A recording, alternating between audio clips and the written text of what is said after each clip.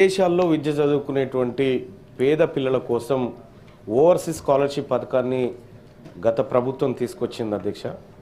So ఈ ప్రభుత్వం వచ్చిన తర్వాత చాలామంది దరఖాస్తు చేసుకొని అది అక్కడ పెండింగ్ ఉంది అధ్యక్ష. గౌరవ మంత్రి గారికి గతంలోనే 1-2 సార్లు గుర్తు చేయడం జరిగింది అధ్యక్ష.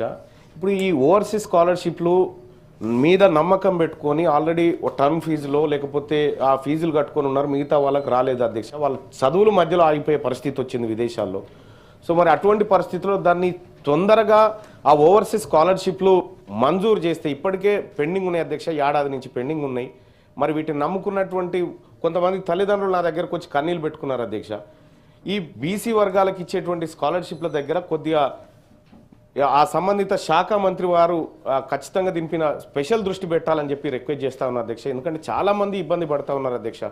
సో అదొకటైతేగా నేను వస్తూ ఉంటే ఒక ఆటో డ్రైవర్ ఇట్లా నమస్తే మల్లన్న అన్నాడు. ఏం సంగతి అంటే 12,000 ఇస్తానన్నా మాకనంటే ఇస్తాం పక్క వచ్చినాక చెప్తా అని చెప్పిన అధ్యక్ష.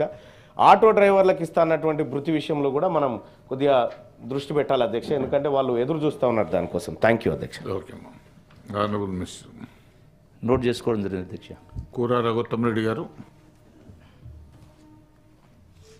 అధ్యక్ష ధన్యవాదాలు. రాష్ట్ర ప్రభుత్వ పనితీరును అద్దం పట్టేటువంటి వాళ్ళు, కార్యరూపాన్ని తీసుకొచ్చేటువంటి వాళ్ళు రాష్ట్ర ప్రభుత్వ ఉద్యోగులు, ఉపాధ్యాయులు. వీళ్ళ వేతనాలకు సంబంధించి ప్రతి 5 సంవత్సరాలకు ఒకసారి మనం పిఆర్సీ ద్వారా ఫిట్మెంట్ ఇచ్చి వేతనాల పెంపు అనేది ప్రతి 5 సంవత్సరాలకు ఒకసారి జరగాల్సినటువంటి కార్యక్రమం. గతంలో మనకి 2024 జూలై 1 నుంచి రావాల్సిన పిఆర్సీకి సంబంధించి పిఆర్సీ కమిటీ వేసి ఉన్నాం. అదేవిధంగా 5% ఐఆర్ కూడా ఈ రాష్ట్ర ప్రభుత్వ ఉపాధ్యాయులకు ఉద్యోగులకు లభిస్తూ ఉన్నది.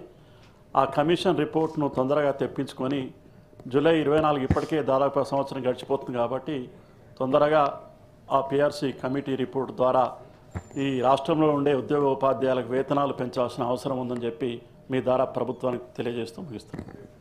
Okay. Honourable minister Shah AVN Reddy గారు.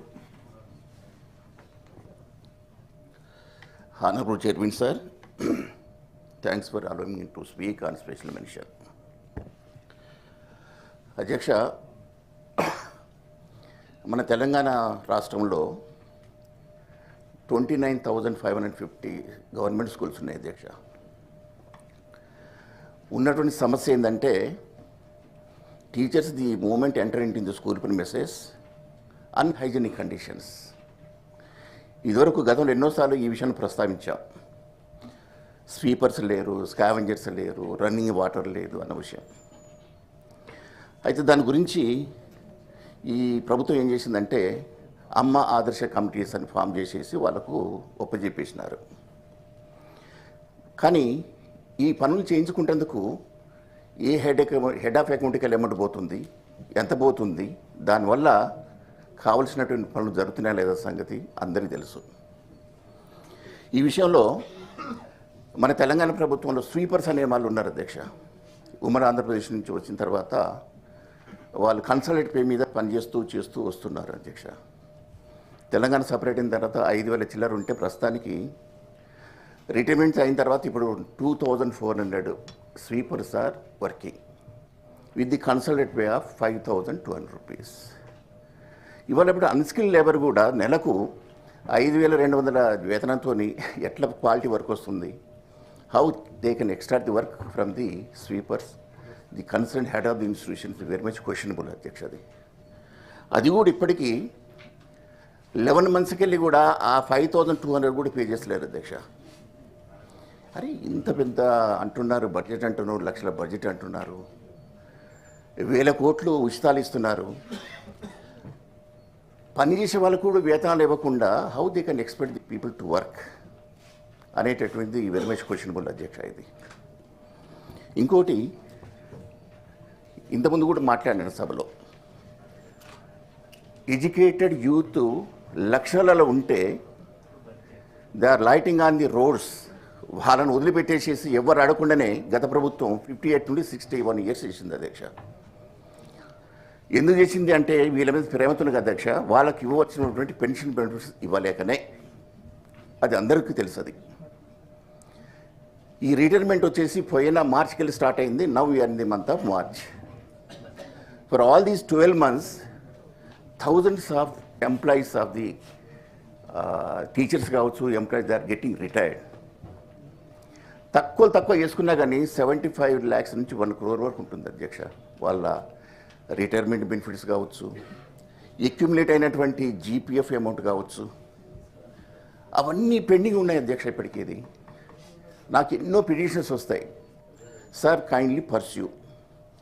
Against that we made some avail the loan from the private financiers. 2 rupees 3 rupees interest కూడా తెచ్చుకుంటున్నాం. మాకు రావాల్సినటువంటి కూడా బెనిఫిట్స్ ఎందుకు ఇవ్వలేకపోతుంది ప్రభుత్వం అని ఎన్నో పిటిషన్స్ వస్తున్నాయి అధ్యక్ష. పర్సనల్గా I met the principal secretary for the finance Ramakrishna garu కూడా కలిశాను నేను. ఏ పరిస్థితి ఎందుకు వస్తుందండి? ఇన్ని సంవత్సరాల ప్రభుత్వం ఉమ్మడి ఆంధ్రప్రదేశ్లో కానీ తెలంగాణ కానీ రాలేదు. ఎందుకు వస్తుంది అంటే reason is very much clear to everybody. I need not explain to you అని ఆయన ఆన్సర్ అంటాడు. ఇంకోటి అధ్యక్ష, అది గవర్నమెంట్ పే చేసుకున్న కొన్ని ఇన్యూటబుల్, వీ కెనాట్ అవాయిడ్ దెమ్. వాటిని పోస్ట్పోన్ చేసుకుంటే ప్రభుత్వం బ్లేమ్ అవుతుంది తప్ప వచ్చే బెనిఫిట్ ఏముండదు అధ్యక్ష. అది some we can postpone, some we can cancel also. ఆర్థిక పరిస్థితి బాగాలేకుంటే ఉచితాలను క్యాన్సిల్ చేయండి, ఎవరు అడుగుతున్నారు? బట్ పేయింగ్ ది వాళ్ళకు ఎంప్లాయీస్కి రావాల్సింది కానీ పెండింగ్ బిల్స్ కూడా పేమెంట్ చేయకపోతే you have to answer the people, public. మోసం చేసినట్టు అవుతుంది అధ్యక్ష. ఇది రిటైర్మెంట్ అయిన వాళ్ళలో కూడా some deceased families are there అధ్యక్ష. వాళ్ళకి ఇతనికి కూడా ఎక్కడ పోవాలి, ఎవరిని అప్రోచ్ అవ్వాలి, how to get the benefits అనేది కూడా వాళ్ళకి ప్రశ్నార్థకం అయిపోయింది అధ్యక్ష. అది ఈ విషయంలో మాత్రం government as on today how many employees retired, what is the pending amount to be paid to the retired employees అనేటటువంటిది పబ్లిక్ డొమైన్లో పెట్టాలి అధ్యక్ష. వాళ్ళకు ఆర్థిక కన్స్టెంట్స్ ఉన్నాయని సంగతి తెలుసు, దానికి లిమిట్ ఉండాలి కదా. ఈ లిమిట్ లోపల ఇంత పే చేస్తామన్న సంగతి ప్రభుత్వం పబ్లిక్లో చెప్పాలి అధ్యక్ష. Thank you very much. Honourable minister గారు.